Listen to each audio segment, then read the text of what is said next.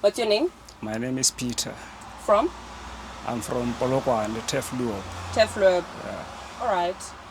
And Peter, what brings you here? Yeah, I was working there at a Netland village. So the person I was working with, he stole people's properties, like we were the guards at the estate. So the guy who was there, he stole people's property. So the boss will chase both of us instead of chasing him alone, because by our employee day, they took both of us. We were together by the time we looked for job. So they took two of us, and then we worked for a couple months. After that couple months, the guy, he was working alone at night. So at the morning when I was knocking on, he was knocking off. During the course of the night, he took people's stuff, so he went with them out to go sell them. And by the time he comes back to job, I was going out. And the people recovered that, oh, we lost our things here. So the boss, he chased both of us.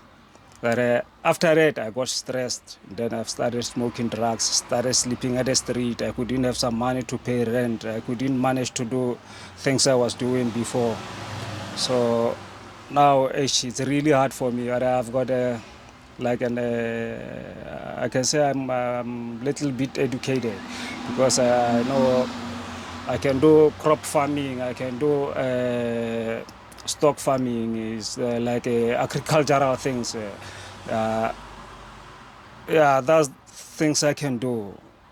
Which high school did you go to? Machipi High School. Machipi. And did you get any formal qualification after matric? No, You did courses though. No, I didn't do courses, but I worked. I worked with. I worked with farmers for a long period. That's why I've got experience about farming. How old are you? Now I'm 37. I was born 85. And when did you start smoking drugs? 2014. 2014. Yes. And so when you started, did you just become homeless first and then you started smoking drugs? Or how did it happen for you to be exposed to drugs?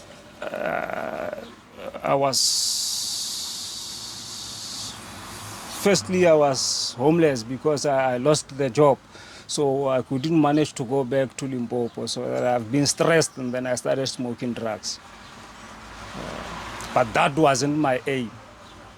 And the people I'm related with at home, this other uncle of mine, he used to treat me bad. So that's why I couldn't even go back home, because of him. Now I lost my parents, both of them. They passed away. So even now, I couldn't go back home because of that uncle. Do you have siblings? Pardon? Do you have siblings? Yes. How many? 2. 2, okay.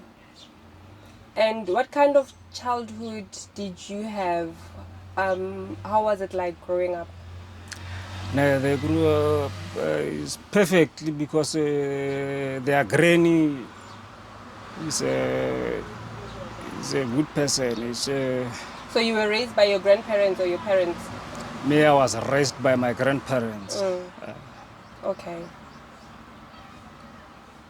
Do you want to quit? Yeah, I want to. Have you been to rehab before? No, I've never. And so what kind of help do you think you need? It's rehab, no, nothing else. Or someone who can sponsor me with some medication. But I hear there's COSAP. Do you know about COSAP in Sunnyside? Yes, I do know. For methadone. Yeah. Have you been to COSAP? I've been to COSAP. Now I'm HIV positive, and then I'm taking my medication there by COSAP. But I've never go for methadone. For methadone and that sleeping capsules and what. They also give sleeping capsules? I think so. Oh, okay. I didn't know. And so So what are some of the things that you've experienced while being homeless that are maybe scary or just not? It's not good being at the street, because anytime people can accuse you. Anytime you can be in for danger forms of just it's difficult to be at the street. It really is not good at all. It's not good at all. What happened? But most of the guys, really, they like being at the street, because some of others, they raped their grandchild. Some of others, they stole their parents' properties, things like that. So they enjoy being at the street. But I myself, I don't enjoy, really. What is your mother tongue? Spady. Spady. Yeah. So ke dilo tse ding tse di diagang mo strateng tse leng gore a se di tlwaelege so. Sister, during winter it's cold. During rain times, like it can rain maybe the whole week or 2 weeks, couple days. You have to sleep for the whole day, and then a low straw. You have to smoke. You have to eat. It's not easy for someone to just come and give you something to smoke, or to give you some food, or to give you bathing stuff. You have to hustle for that. And where do you guys bath? Just here by the river. Down the bridge. Yeah. Oh. There by the garbage place there. We bath there. And where do you sleep? That water is not healthy, so that's why most of the time we don't bath, because there's some carcass there, some pets, some condoms in that water. So that's why most of the time we don't bath. There's no facilities that have showers in the CBD. There are, but it's like abantu basinyenya. So if you can go, there's let's say what we call, you can go there and ask them, can you please help me with some bath?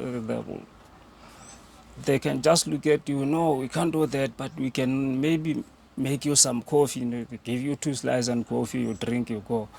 But they can't allow you to bath. But there are programs, it says they help people with such the things, but they do not. And where do you go to relieve yourself? Any place, anywhere, even just, that's why you see the town is very dirty. Some others, they care about their health, so they don't just do it public. But mostly, they don't mind. Even after this taxi, you can just kaka here. That's why you see most of the times the taxi drivers are beating us. It's because of that. You're selling food here, your restaurant is here. Someone can just come and pee and kaka here. And at night he's coming again, he's going to sleep here where he kaka during the day. And do you have a message for your former boss? If you were to confront your former boss about what happened, what message do you have for him if he was watching this video? The message is only that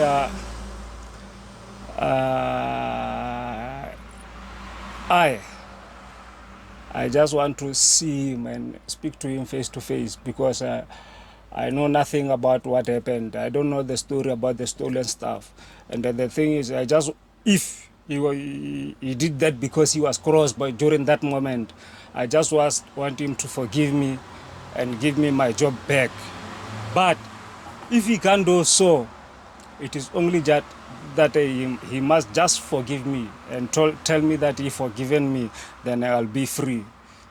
Because for now I'm not free, because I can't even walk to Pretoria East, because that place is an estate. So most of the guys who stay there, they lost their stuff. Sometimes they can buy me people to kill me. Sometimes they can just see me walking around the road, across the road, they bump me with the car. You see, it's not safe. Which estate was it? Land Village. Land Village. Yes. Okay. Yes. And maybe do you have a message for your uncle? No, for my uncle it is just that I haven't got any message for him, because the way he was treating me. But the thing is, the thing is, I just want to go and see my family, but I won't stay there for a long. I can just go stay for maybe 1 week, couple of days, and see my sisters, my younger brothers, and my grandchildrens, and then I'll go back to my mother's place, because where they are at is not at my mom's place. It's at my grandmother's place. But by my mother's place is only my younger brother who stays there. So after seeing them for those couple of days, if I quit some stuff, I'll go stay with my younger brother, not with them. Does your family know you're in Pretoria? Yeah, they know. Do they know that you're homeless? No, I won't lie. They don't know. They don't know. When last did you contact them? When was this? I think during June, I spoke to my sister through the phone. One of my uncles just work here in Sunnyside. He's one of the contractors. He drives you the bantam bag, like he's delivering the stuff to the sites. He's the one to let me speak to my sister. And my sister she's very worried about me. She even told my uncle that he must tell me that I must come back home. He will see. He will try however she can help me. But I don't think she knows that I'm smoking drugs. I think all my family, they don't know that I'm smoking drugs. But I did it because I was stressed. It wasn't my aim to just start and because I was smoking Zolo before and then I must smoke drugs. No, it wasn't like that. I did it because I was stressed, and then I think I was thinking that is the best thing, that it can relieve me from my stress so that I mustn't get depression. And that's not good, because it causes more stress. But what made you think that if you do drugs, you're going to It was that I want to stay sober, because when I'm sober, I'm thinking too much. So at least when I'm drugged, I can just sleep and have no worry. But that was a wrong choice. I didn't know that at last I'll be like this, the way I am now. Because I was a nice guy, using to wear some formals, some sports, and washing, bathing every day, eating healthy food. Going to some nice clubs with the guys, but now I don't even know how to enjoy myself. Do you ever see your friend that you used to maybe work with? No, I Or haven't got people a that friend. you used to know? No, I haven't got a friend. My friend is the other guy coming from Mashashani. His name was called Spoo, but now he passed away. That one was my only friend. So I haven't got any other friend now. I'm sorry to hear about Spoo's passing. I wish you well, and I hope you find some love and light. Bless you, sis.